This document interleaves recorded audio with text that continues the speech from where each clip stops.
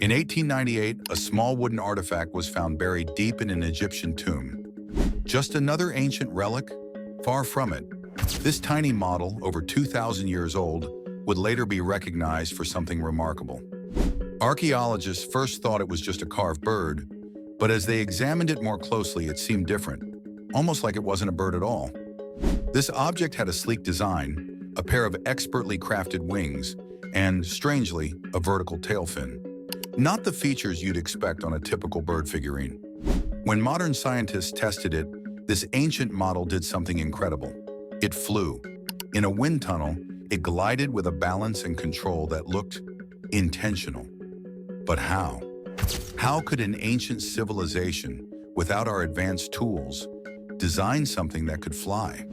Could the ancient Egyptians have unlocked secrets of the skies thousands of years before the Wright brothers? Stick around as we dive into the mystery of the Saqqara bird and consider, could there be more to this discovery than meets the eye? Discovery and controversy. Our story begins in Saqqara, Egypt's oldest pyramid field.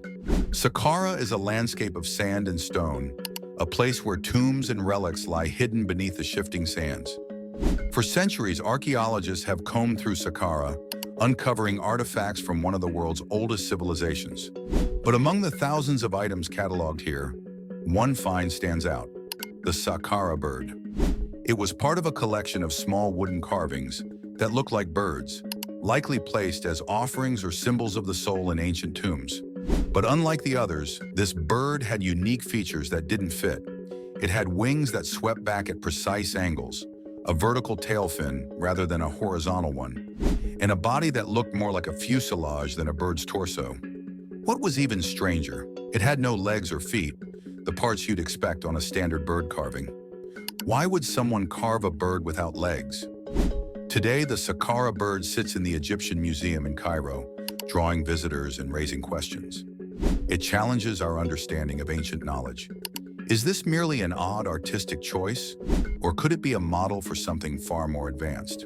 Was it really a simple figurine, or could it be a clue pointing to an ancient grasp of flight? The scientific tests. Fast forward to 2006. A curious aeronautical engineer named Simon Sanderson became fascinated by the Saqqara bird's design. The odd shape, the strange lack of legs, the way the wings and tail fin were arranged. It looked like something that could be put to the test, and that's exactly what he did. Sanderson set out to make an exact replica of the Saqqara bird and take it to a modern wind tunnel to see what, if anything, it could do. At the University of Liverpool, Sanderson's replica was placed in a wind tunnel. The results? Extraordinary. As air flowed over the model, the Saqqara bird generated lift. Not just a little, but significant lift. It displayed stability and flight that was more than accidental. The vertical tail fin acted as a control surface, helping the model maintain its direction and balance as it glided. This wasn't just a random shape carved from wood. The bird had design features that followed the principles of aerodynamics. Consider this. The Saqqara bird's wings were angled precisely to create lift, just like modern gliders. Its body was balanced, allowing for smooth gliding. And that tail fin? It provided directional control, something that wouldn't be seen in other designs until centuries later. Imagine the ancient Egyptians having the insight to design such an object. How could they have come up with a model that demonstrated principles of flight that we wouldn't formally understand until the modern age? Could this tiny model be evidence of an ancient experiment, a test of flight from an era long past? Alternative theories. Now, not everyone is convinced that the Saqqara bird is a sign of ancient Egyptian aviation. Some skeptics argue that it's simply a religious or symbolic item, crafted to represent a bird in Egyptian mythology. After all, birds held significant symbolic meaning in ancient Egypt, representing freedom, the soul, and connection to the divine. Perhaps the Saqqara bird was just an artistic expression, something spiritual rather than scientific. But there are aspects of the Saqqara bird that don't line up with this explanation. Let's look at the missing legs or feet again. Why would an artist skip such crucial details? Most bird figurines from ancient Egypt include legs, feet, or even claws. This one has none. Then there's the vertical tail fin. Birds don't have vertical tails. They have horizontal ones. And those precisely angled wings?